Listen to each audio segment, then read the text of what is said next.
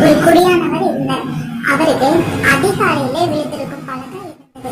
அவரு தினமும் என்ன பண்ணுவாங்க அப்படின்னா, வீட்டுக்கு வெளியே ஒரு கிண்ணத்துல பால் வச்சு, அதுல நிலத்துல எலி அதிகமாக இருக்கும்.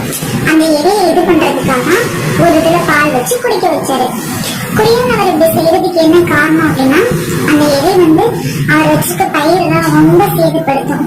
அதனால ஒரு சாமியாரோட ஆலோசனைப்படி பாலுக்கு பழக்கம் ஆக்கி விட்டுட்டாரு.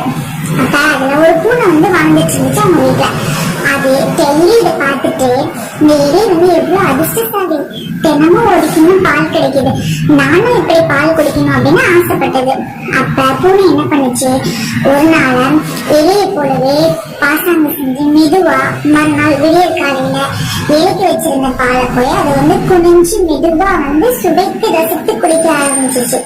அப்ப குடியானவர் என்ன பண்ணுவாரு, தூக்கு கலக்கத்துல பாவம் இந்த எலி ரொம்ப அசதியா இருக்குது அப்படின்னு நினைச்சிட்டு அந்த பூனை பார்த்துட்டு அந்த பூனையோட முகத்தையும் அதோட